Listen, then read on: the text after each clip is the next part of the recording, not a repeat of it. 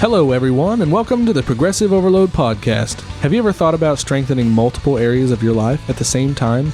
Then you've come to the right place.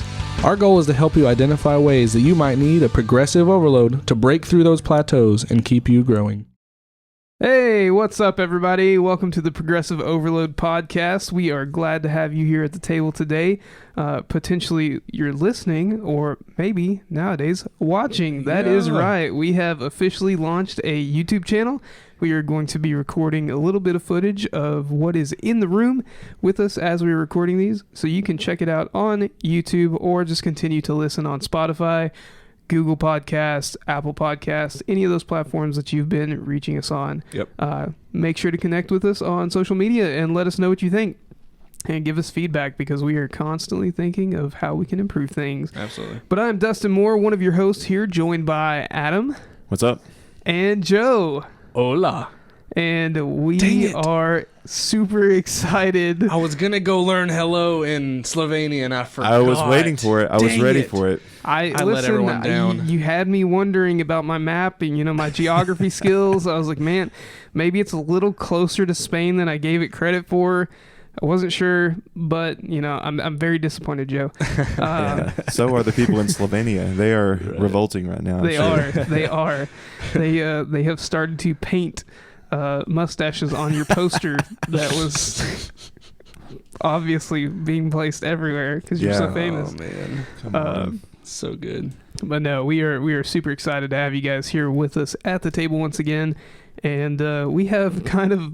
I'm going to consider this a fun topic. I was going to say, it's going to be fun. I have been excited about this episode. I've been excited to tackle the discussion that comes with this episode, mainly because, if I'm honest, I'm pretty sarcastic. And there's a lot of these that I feel like I can be super sarcastic about, and so it's got me excited. Rein me in if I need to be reined in, guys. But we're excited. Joe, what do you have for us today? Today we are talking about the unwritten rules of the gym. So gym etiquette is on the talking whatever today, and that made a lot of sense. Talking block. The talking block. Is that what I meant? Talking block. So let's. If you're new to the gym, I kind of feel like the way this podcast has gone so far is we've kind of talked to someone who might be a beginner or not super into fitness and into the gym world. And so if you're new to the gym, this would be a great episode for you to listen to, so you can listen to learn rules. And proper etiquette and just kind of these things that aren't really, and they're not written down in the gym membership package form. They're not written on the walls. Say, hey, don't do this. Hey, don't do this. But they're actually things that are understood between mutual lifters or mutual exercisers. And so I'm excited to get down to it. Yeah. One of the things I was thinking about as you were talking to us about this episode was the fact that there are unwritten rules in just about every other thing that we do. Yeah, it's true. There's unwritten rules in golf. There's unwritten rules in baseball. There's unwritten rules in football. How many times in our lives have we heard the phrase, I shouldn't have to say this, but fill in the blank. But it's going to be said anyway. Yeah. Well, going to my baseball history, played a little bit in college. I wasn't. You were an all-star. In anyways, Slovenia. I was the world's best bullpen catcher, and I'll just stop it there.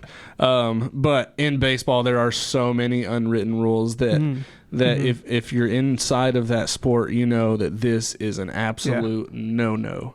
If you don't bunt when you're up 12 runs, they're just kind of stuff like that are considered. Sure. The more obvious one is a bat flip. If it's considered disrespectful. Yeah. If you almost file it under like sportsmanship, right? Yeah. That would be kind of the connection that I make there.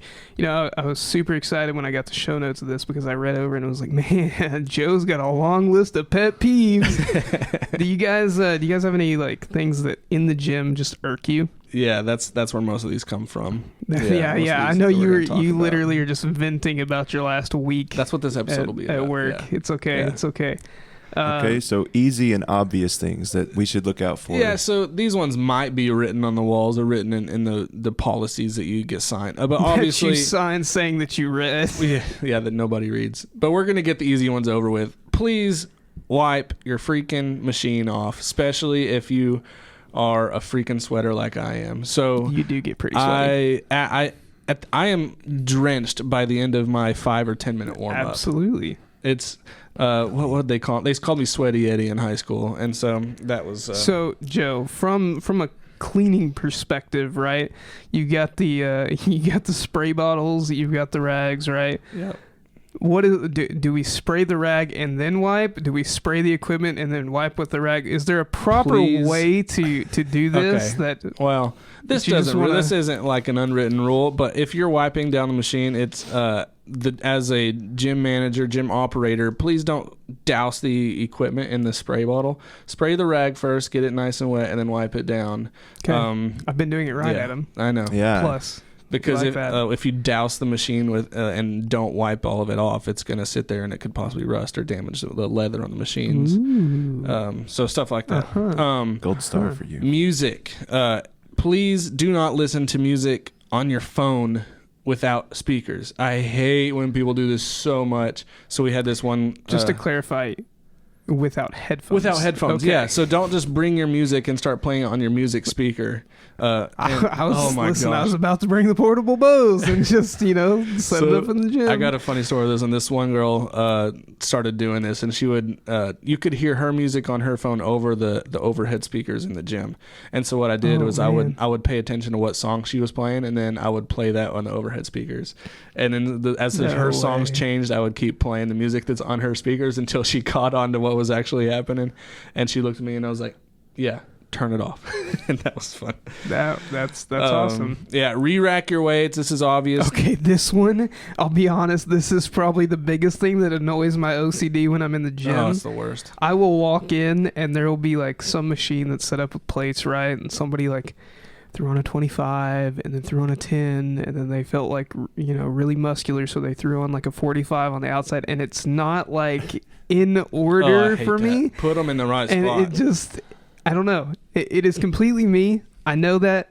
It's all a mental thing. It all has to do with my OCD, but it irks me, especially when they go to re-rack it and they do the same thing when they're re-racking the weights. Dude. Adam, are you laughing? Is that you? No, it's not me. Okay. He's one of the first ones there in the morning, so he gets to see what kind of people left out weights over the night and everything like that. And so you have to put up with Joe, that. like this, I've been up there pretty late at night sometimes, and there are times where it just bothers me to the point where I re-rack all the plates and put them up properly. I'm really close to just putting Dustin on my staff and paying him for all his work. I remember I went in and did this one night, and I didn't mention anything. I didn't say anything to you, and I asked you, or I said a few days later that I'd done it, and you're like, oh, I thought that was so-and-so when they quit working. I went and thanked them for it, and they just gave me the look. That explains it. Yeah. And so, put the dumbbells back in the correct spot. Don't put them out of order. If the 55s are right here, don't put the 60s on the left side. They go on the right side. Yeah. Just stuff like that. Ascending order. Yeah. And same thing with the squat rack. Sorry. We have 2.5s, 5s, 10s, 25s, 45s. I hate when people put 45s on the place where 10s should be and all that. So in regards to the squat rack, after you catch your breath and calm down, we're just getting started. I know we have what I call the standards, or like the safety, right? The rails and whatnot, where we rack on the squat rack. Is there like a default where I should reset those to? Because I notice like most people just leave it where they've had it. On what machine? On the squat rack. Oh, on the squat rack. No, you always need to empty the barbell. Yeah, okay. Don't ever leave weight on the barbell. Well, not the weight, where it's positioned on the rack.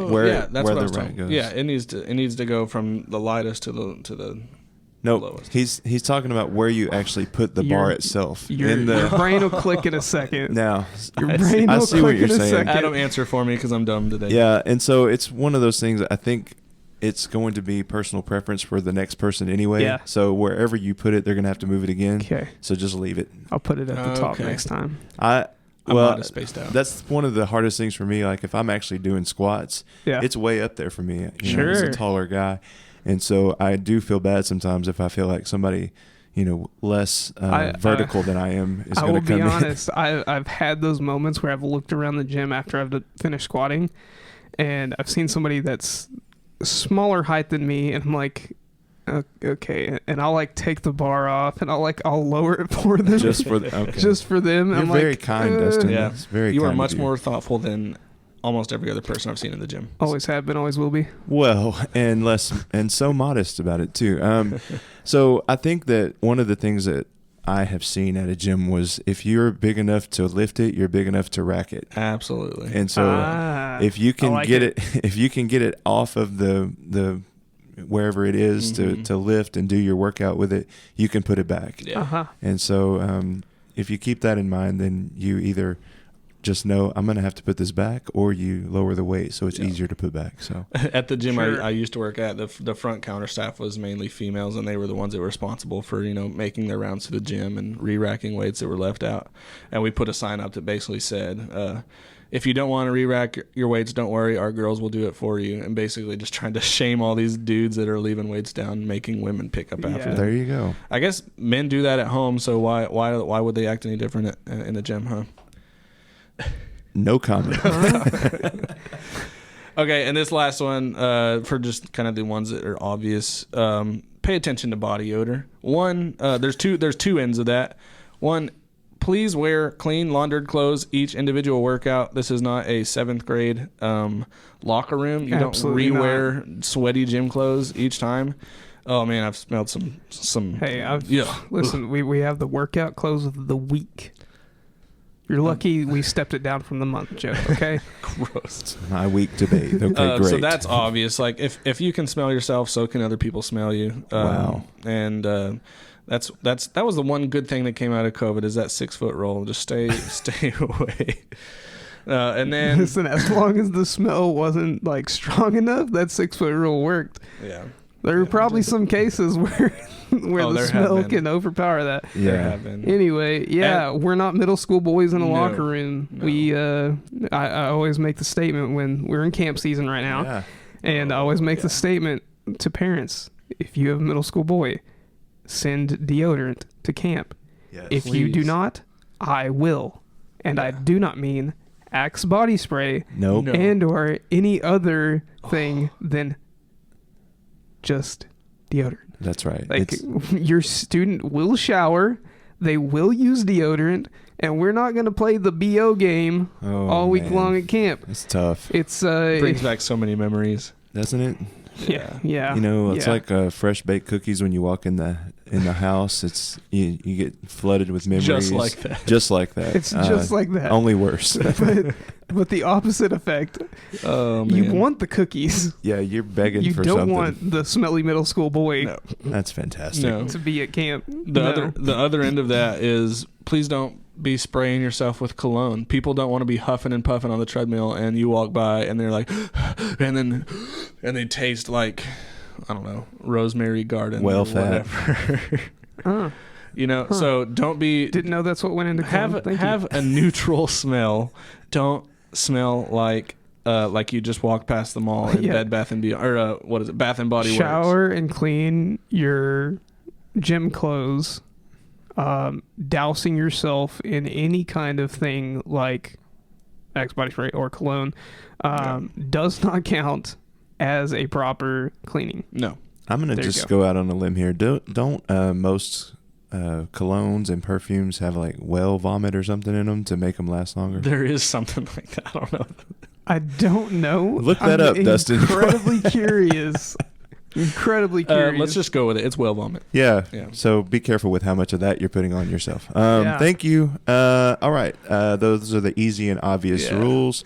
Let's talk about some of the lesser known things that we need to watch out for in the gym. These are things that I will probably find useful. Educate us, Joe. Absolutely. So first one I want to walk us through is spotting etiquette. And so whenever we're talking about needing a spotter, it's usually a big barbell movement or something heavy with dumbbells.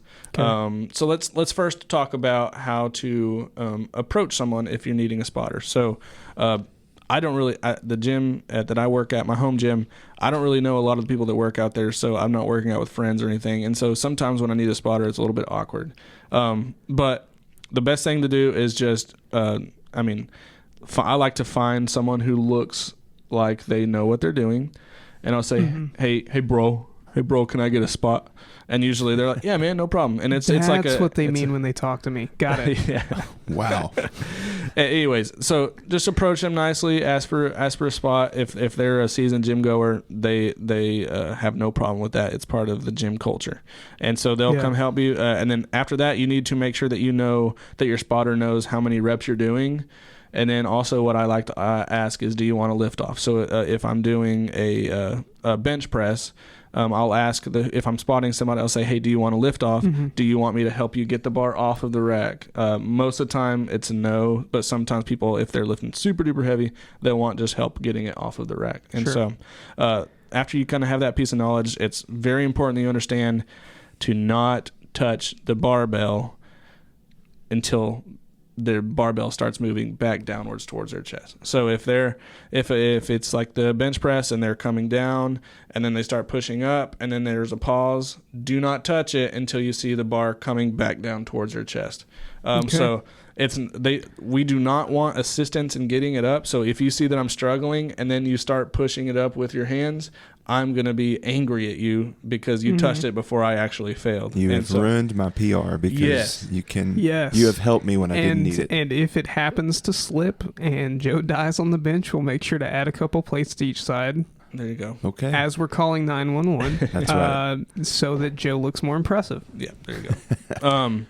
Don't approach someone spotting them unless you see that they're in specific danger of like it's already on them and they can't get it off. Help them, obviously. Sure. But especially you see this in a lot of kind of bigger gyms. You'll see guys rushing to go help that Instagram model spot her without even asking. And so guys, don't do that crap.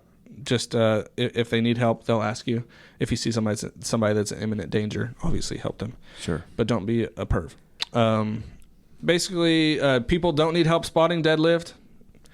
Just they can drop the bar on their own. They don't need help with that. Squatting a spot, spotting a squat.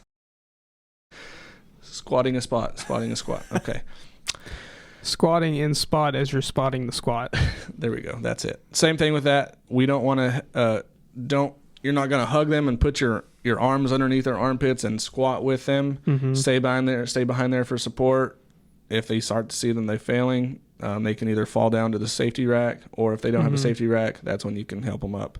You're not going to stay there the whole entire squat unless that's something they specifically ask you to do. And so just kind of basic stuff. Hopefully that helped a little bit.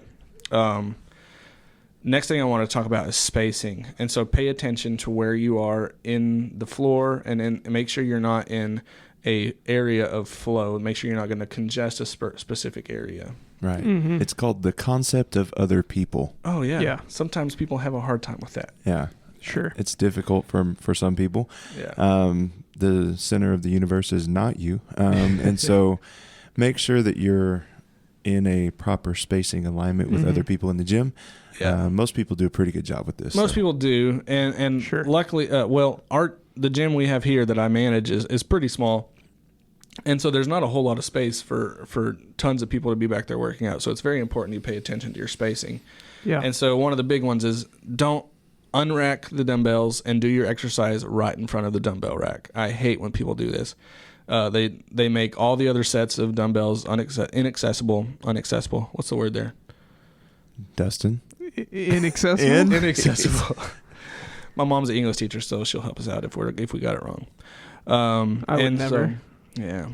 Anyways, don't be in the way of the dumbbell rack. Grab your dumbbells. If you're too weak to carry the heavy dumbbells that you pick up to your station, you're too weak to pick them up. Period. And so, if you have the strength to pick them up and do them right there, you have the same strength to walk 6 feet over to where your station is. Same thing with jump ropes. If you're going to be jumping rope, go do it in a corner. Or if you're going to be doing burpees and all sorts of like jumping ballistic type stuff, don't do it in the middle of the workspace. Go find a corner where you're going to be, where you're not going to be jumping on top of people, basically. This is a big one that a lot of people talk about is no curling in the squat rack. You ever done that before? All of us have. Yeah. So obviously, if you're the only person in the gym, it's fine. It's easier because you're not having to pick it up off the ground, blah, blah, blah, blah, blah. But if there are more people in the gym working out, I will never go take up a whole entire squat rack to do curls. Nobody's curling enough weight to where you have a hard time picking the barbell off the ground. So grab a barbell, go find an empty spot, do your curls there. And so that's a big no-no. If you ever, I'm pretty sure there's clothing brands that make money off of shirts that say no curling in the squat rack. Okay. I can firmly say at least 2 out of the 3 of us have probably done this. Yeah. At our local gym. And it's just a space thing for me. Yeah. But yeah, no, that's a pro tip. What about mirror etiquette? Oh man, this one is interesting to me because I've noticed and this is, I guess, more of a question for you. Yeah. I've noticed in our gym where we work out, there's times when I am, mid-set, second set, whatever, I still have a set and a half to go, and somebody rotates to use a machine that happens to be behind me when I'm doing my set. Yeah. And they're like staring the mirror down, trying to like watch their form and stuff. And I feel like I'm so in the way. Yeah. But I'm like, oh man, but I'm like mid-set. I've been doing this. Like I've been here. If you were there first, if you were in that spot first and they set up behind you, that's fair game. That's on them. It's when Just someone has has a station in front of the mirror, it's generally a nice thing to not go stand between you and the mirror or them and the mirror. Sure. Unless they're obviously like the back of the room and there's tons of empty space between them and the mirror.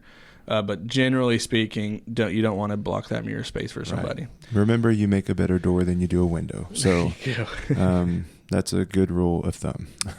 Yeah. I like that. I'm going to write that down in my book of inspirational quotes. Thank you, Adam. You're very welcome. Do y'all know the concept of working in? Working in, like I work in my office. No, as in Dustin is doing a set and I want to do the same machine that he's on. Yes. Okay. I think I know. Okay. Let's talk about that because proper gym etiquette, a seasoned gym goer will respect the concept of working in. So say, and then there's parameters around that. So let's discuss that a little bit. Okay.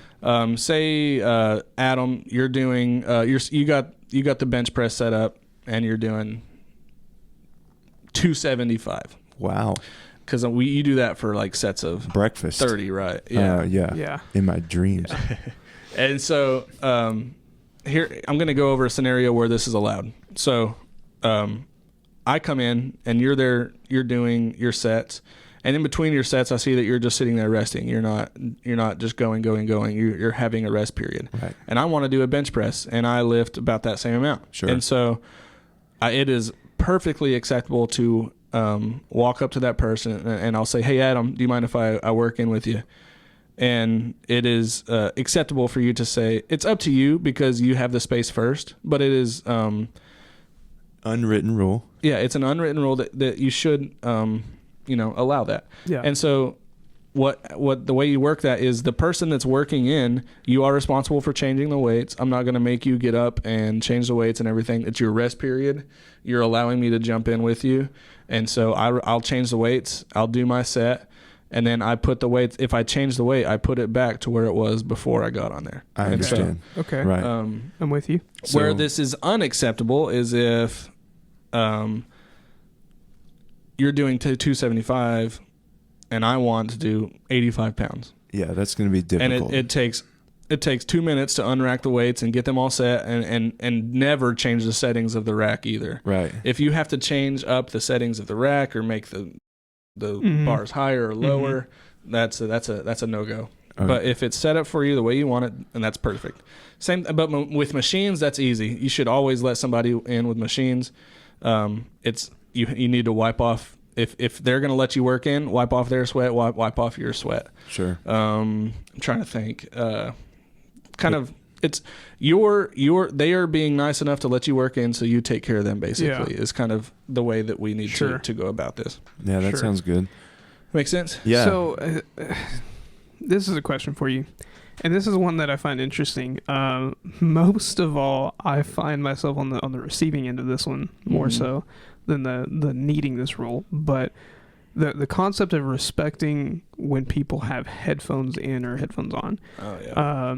There are just some times where I'm like just going through my workout. And we've talked about this before. Typically when I'm going through a workout and I have my headphones in, it's like I'm in another world. Like I'm not paying attention to what's going on around me. Yeah, same. Like I'm working through my sets. I'm working through my reps. I'm focused on my workout. And there has been several times where somebody has tried to get my attention, essentially, to ask me if I was done with something when I had moved on from it, right?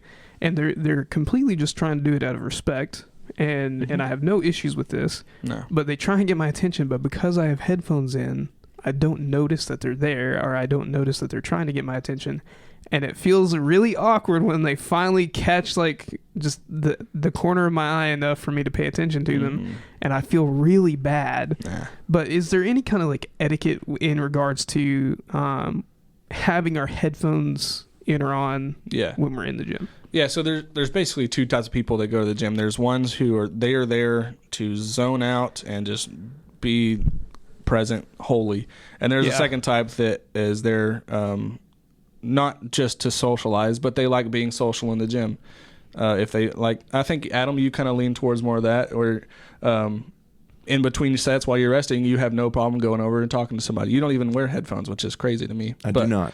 It is crazy. That sounds terrible. I would rather not work out than work out without headphones. And so it's just what's important is that you just respect each other. Sure. Like pay attention to their body language. If they're avoiding eye contact at all costs, if they're not looking at you, if they're not making eye contact with you, don't go hunt them down and tap them on the shoulder, unless it's something that you like really need them. But if it's just hey, how's your Aunt Edna or whatever like that, like they obviously are not in a place where they want to sit there and talk about that. And so pay attention to the body language. So is a big one. Is there a place where paying attention to the body language and this concept that you're spilling for us right now overlaps with like your needing a spot talk that you had earlier when you're looking around the gym and you're trying to judge who to approach, right? Yeah. Is this something that you take into account? Absolutely. For that? Yeah, for sure. Like I said, most people that have been going to the gym for a long time understand, this culture and these unwritten rules. So most of the guys in there, even if they have headphones in, they'll have no problem spotting somebody that needs help. Sure. But if I see someone who's in the middle of supersets, they're not taking many rest periods, I'll look for someone who might be taking longer rest periods than normal or than most people, so that I don't interrupt their workout mostly. Yeah. So that's kind of what I'm looking at. Cool. Yeah. It's so fun to talk about this. It's just like. This stuff is not taught. It's just learned from observation over a long period of time. That's kind of cool. Let's see. Can I wear a headband? Absolutely, man. I would if I didn't feel like I would be judged. Same thing with fanny packs. I wish I could carry a fanny pack, but I think they're making a comeback. They're working on it. They're trying.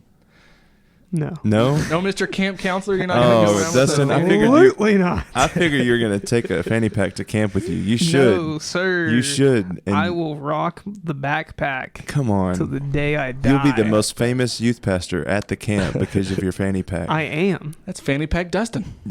I am the most famous youth pastor. It's not for that, though. There's that modesty again. It's just breaking through like a sunrise. I don't know. There's that guy that ran the 5K and looked like he was dying the entire time. Run it with the fanny pack. That'll help you. Maybe. Then you can carry extra water. Yeah. I wonder if they have they have like the backpacks that have water in it for hiking and stuff. I wonder if they have a fanny pack version of that for you, Joe. Would you actually run if they did? Put like Hawaiian punch in it. So moving on. Wow. I love this. Okay. The head nod and point. What do y'all think that's referring to?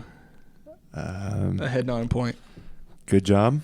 Hey, Are you we using we that? both have headphones in. We're not communicating Are verbally. you done? Are you using that? You using that machine? Yeah. See. Okay. See, this is And what I get when I'm it'll in the either be gym. it'll either be a or a.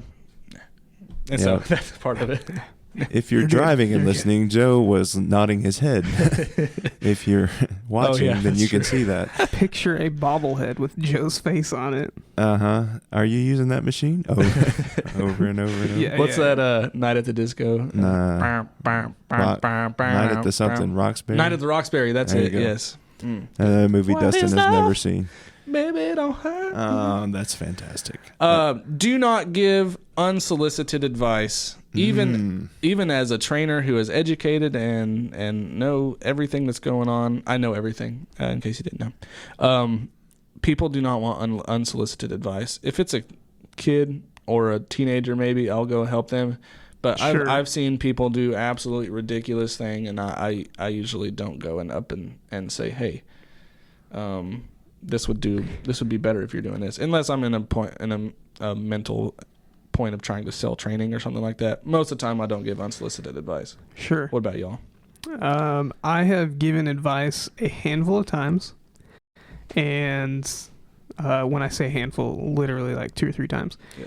And all of it had to do with improving form on certain movements using certain machines, and was given to high school students that were using the gym. Oh yeah. That not to say that they were explicitly like not using it properly, but more so of, hey, if you'll just simply focus on and try and do this, you'll feel it a lot better. Yeah. Like it That's will good. be more effective. Was it well for you. received? It was. That's good. It was. And they actually, like, I could see the difference of them trying to. And most of the times after giving the advice, when they went into the next set, I could tell that they focused on what I was trying to tell them. They were slowing things down. Mm-hmm. And then they got to the end of it, they put the weight down, and they just looked at me like, what was that? Yeah. You know? So, no, it was Well, that's extremely fun, extremely well received. I'm glad, because the majority of the cases it's not very well received, especially if it's somebody with an ego. Well, if they didn't receive it well, I don't really care. Yeah. I knew that was coming. And to answer your question, no, I don't yeah. give advice in the Yeah. gym.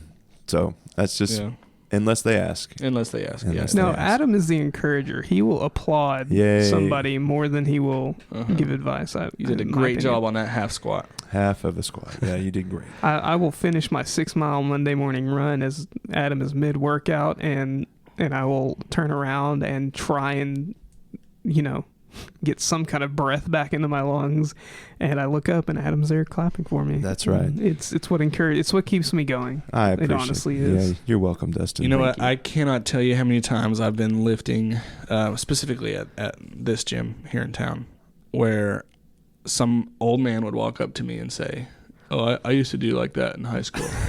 Oh my I gosh, used to do that in high school. dude! Is that another unwritten rule that didn't make it to the list?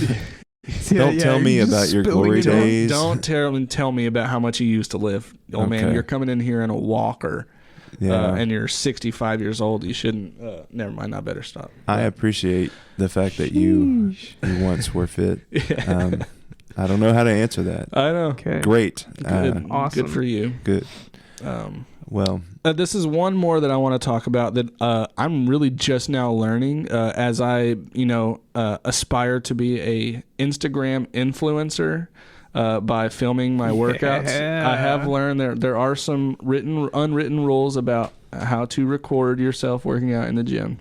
And so I just wanted to go over that because that's pretty popular right now. Mm-hmm. So if somebody else, you do not own this spot that you're recording. If somebody walks in front of you while you're recording, you are not allowed to get angry about that. That is, and who cares? Like, it's going to affect your video or anything like that. So you can't repeat that The rep. one exception to this that I've seen is I saw a video of a guy who went and he was going for a squat PR, right?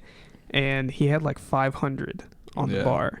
And he unracked it and he went and got set. And somebody stopped in front of his camera and tried to have a conversation, like on the phone. Sucks. and he had like weight on him, cameras there in a very obvious position. Like it's not like he's tilted it like up on the ground or anything.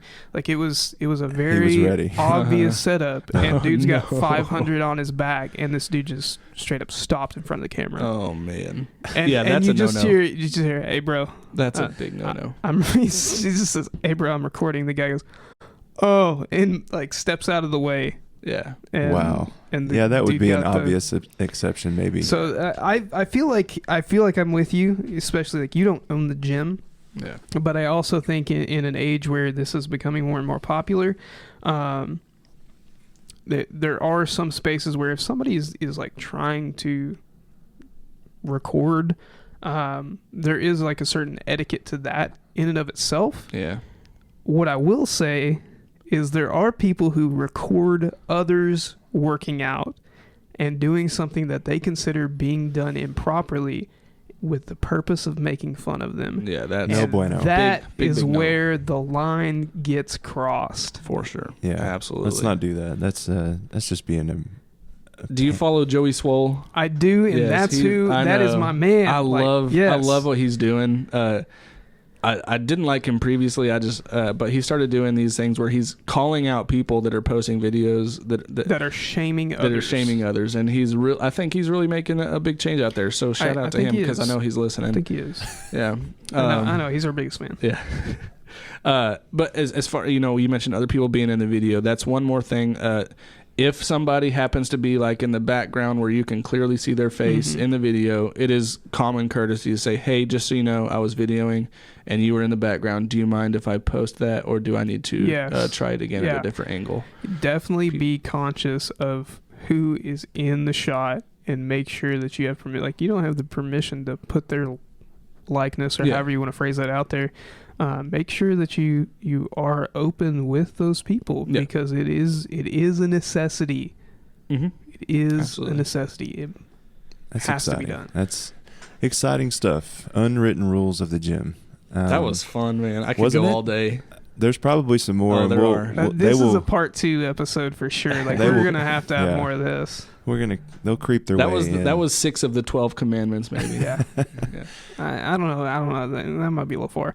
I'm thinking about, when you're talking about the camera deal, I'm thinking about fishing, because have you ever been fishing and somebody gets like right on top of you? Oh yeah. And you're like, I'm fishing in my spot here. This is my spot, and you realize quickly. Sure. You should realize quickly, you don't own the lake. Right. This is not your lake. Yeah. This is not your spot. No. And I try to tell people that. I'm like, it's not really a good practice to get right on top of somebody when they're fishing, but they have the right to do that. See, like lucky enough for us, whenever I get to work out and there's something that I want to record, typically you're there, Joe. Mm-hmm. And most times when I'm recording, I either will be alone to where I can just angle it and catch myself, or I have you back there with me, and I'll just hand you my phone and say, hey, will you record this for me? Yeah. I'm going to attempt a PR, right? Like I hit several deadlift PRs using Hex Bar, and that was something that was exciting for me, and I was enjoying pursuing and pushed myself to pursue, and I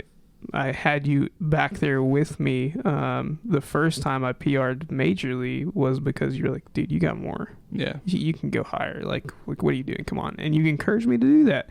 And so being able to have somebody there with me was a big help for me.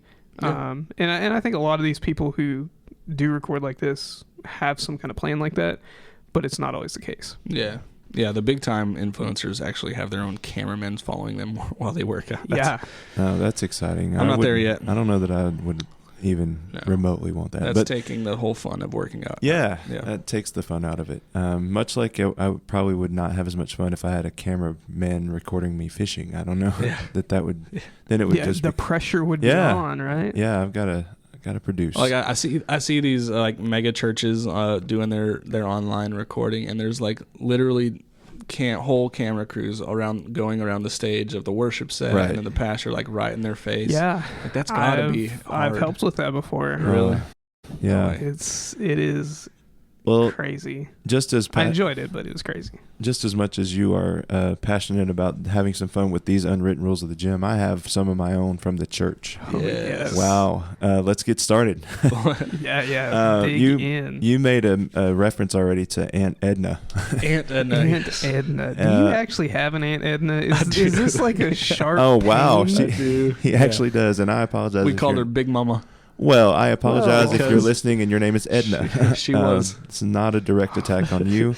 I'm sure that you have no relation to Joe or his aunt. I would hope not. I'm pretty sure half of our listeners are my family, so... Wow. Okay. You're from Slovenia. Nicely played. well done, sir.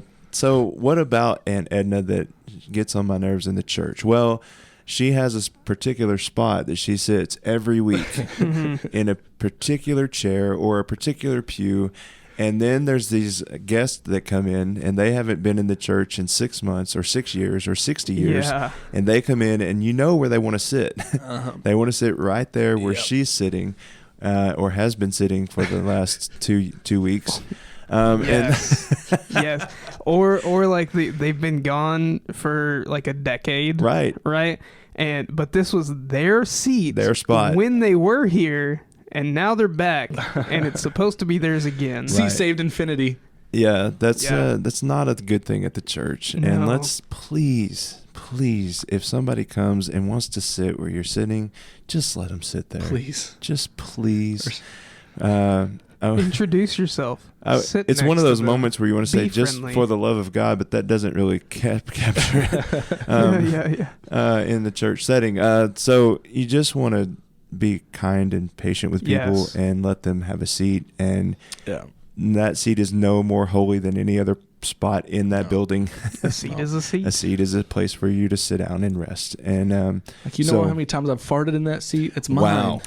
Okay, well, Joe has marked his seat. All right. Oh, man. Scent marking it even. So please don't do that. That's one of those things that every church has that person that has their spot. And Yeah. so you know who I'm talking about. And if that's you, Absolutely. if you're like, I know that person, and then you think, oh, I am that person. Please don't be that person anymore. As Joey Swole would say, be better. Be better. be better humans. That's perfect. Okay. Not that we can be. Let's talk about personal space. This is kind of Yeah. one of those Yes. be aware of your spacing moments from the gym. Whenever, especially for males and for married men, Joe and I, side hugs are Yeah. completely appropriate. Absolutely. Yeah. Yes. It is. Yes.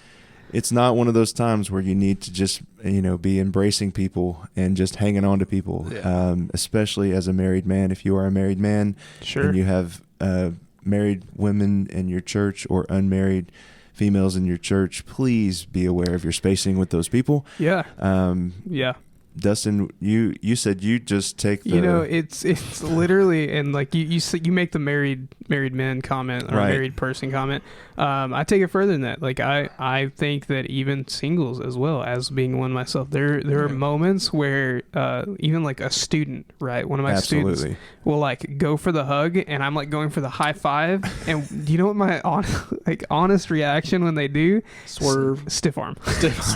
Literally like on their forehead, Face like palm. Wow. face palm, like Yeah, that's good. haha. Gotcha. And then after that, it's like we move to the high five, the fist bump, like Yeah. the firm handshake. Like we go that route. That's okay? perfect. That's perfect. See, that's critical because you don't want to give anybody a reason to say something or to Absolutely. think something. Yeah. And so that's fantastic. So side hugs only. There's always that person that just wants the full frontal hug. They just yeah. they just pull It's- you in, and you're just stuck, and you're just like, Yeah, that's Listen, I have a bubble, and I don't like that bubble being invaded. yeah. I don't know. I don't know. That makes me all weirded out because I've been doing side hugs for so long. Sure. And so because in student ministry I was the same way, Dustin, and now as a pastor I'm certainly the same way. Yeah. And so it's very much a thing. Mhm. All right, let's talk about foot fellowship. That's what we call Huh? it. That's what the Baptist church calls it. foot fellowship. Foot. I've never heard that. Can I get layman's terms on that? Foot fellowship is called dancing. Oh, that, yeah.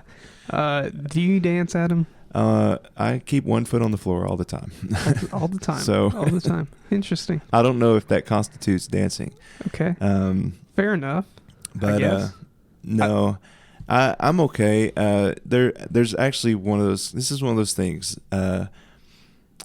Dancing is something that is actually scriptural. David danced in front of the king. Yeah. You know, Yeah. those Yeah. kind of things did happen. Doesn't matter that he did it naked, but he did. Well, it's true. It's true. Dustin's you're like- not wrong. It's biblical. Yeah, this It is a is- Bible story, boys and girls. It is biblical. You're correct. It's one of those things. I think as a culture, we have just turned into something that it shouldn't be. Mhm. Does that Mhm. make sense? Yes. Yeah. And so, as an act of worship to God, Sure. you know, let your hair down a little bit, you know. But whenever it becomes about you, then you've perverted it. Yeah. That's good. Mhm. And so, just be I'm with careful. you. The whole no dancing thing, it's almost just always been a joke. I'm sure at one point in the Baptist church, I'm sure at one point it was probably taken serious, but it's always just been a joke Yeah, since yeah. I've been in church. I mean, like I've always heard the joke of Baptists don't dance. yeah. You know, I'm like, well, Yeah. I do dance, but I don't like to. Yeah. And it's like, you know, special occasion. The only times that I can like remember that I've danced have been at like wedding celebrations or at like high school prom, Oh, right? And never anything that's crazy. Like you said, like it's situations of it's not about me, Right. right? Like I'm not trying to be flashy or like get eyes to look at me. Like Yeah. that's not the purpose. Sure. Yeah, and I think that's critical. Is the heart of it matters, and so Yeah. we got to sprint to the finish here. But there's a couple of things that we were talking about before we started, and you said, how do we spot a legalistic church? And I think what is that? What is legalism? First and foremost, does anybody have an answer for that? Me? Oh yeah. I bet you do. I bet I do. It's kind of like the Tell us, Adam. Pharisees in Okay. Scripture. They would check to see, and this is how I remember, they would check to see if things were fair at UC. That's and fair, so, I see. yeah, and so it was about rules, it was about regulations, it was about sticking to the letter of the law, Yeah. and those kind of things make us legalistic in our nature. And at the church level, it comes down to something that it's probably not. We don't realize it till after the fact. If you look at it in these terms, if you don't give like us, if you don't serve like us, if you don't talk like us, then you're not one of us, kind of a deal. That's very legalistic. Mhm. And so we want to be careful. This is one of those unwritten rules, because every church can tend to point inward instead of outward. Yeah. To let the focus be on who we are inside the building instead of what we should accomplish away from the building. It's one of those things that is very easy for a church to fall into, and us as individuals as well. It's you don't look like me, you don't sound like me, you don't talk like me, and so I don't want anything to do with you, and that's not biblical at all. Yeah. Sure. So be careful with that. And it's just one of those I don't know if it's a rule necessarily, but it turns into I think that this is an us versus them moment, where it's all of the people that act like us become a force against the people that are not like us. For sure. And it's unwritten, and it's unsaid, and it's it's undervalued, because you can feel the tension, but nobody wants to talk about it. Mhm. And so it's dangerous. It's very dangerous as a church. So, all right. Let's talk about more of Aunt Edna. No, let's not. No, I hate the whole concept of, if you are a sinner, we don't want anything to do with you. And you can, we love you, but we love you from afar. We don't want you near us. We don't want to be a part of. We don't want to be close to you. We don't want to have a relationship with you. And we my wife and I, we have some very close personal past relationships that acted very close to that. And it's so damaging. And then nothing will push you further from the Lord than a Christian telling you, get away from me. Right. Yeah. I think about Zacchaeus. Jesus stopped in the middle of the road and said, "Hey, tax collector, Zacchaeus guy, you come down because I'm coming to your house." Yeah. And that's not, we get caught up in that part of the story because it was a big deal. But what we forget is the people that were there and the religious leaders and the people were upset at Jesus for that. Sure. They're like, he doesn't deserve to go hang out with Jesus. And so there's that legalism, and it's one of those things that it was not written. There's no written rule about it. But it becomes who we are sometimes, and we don't even want it or desire it. Yeah. So I've seen something that said Judas ate too, and I loved that. When I heard that, I was like, oh, that's cool. Mm-hmm. I love that. Yeah. Anyways, I was thinking through. I was like, what book is that? That's not a book. What chapter? Oh, book? Judas 8, verse 2. No. Judas 8 also. For the less biblical people in the room. I don't remember that. What seminary did you go to, Joe? That's fun. So, fun times today, right? Yeah, fun absolutely. times at the table. Talking about etiquette and unwritten rules and things that go on in the gym and the church that just probably shouldn't. Yeah. Definitely going to have to be a part 2 on this one. There is so much more that we did not get a chance to talk about. And this is one of the, if not the longest, I think it is the longest episode we've done so far.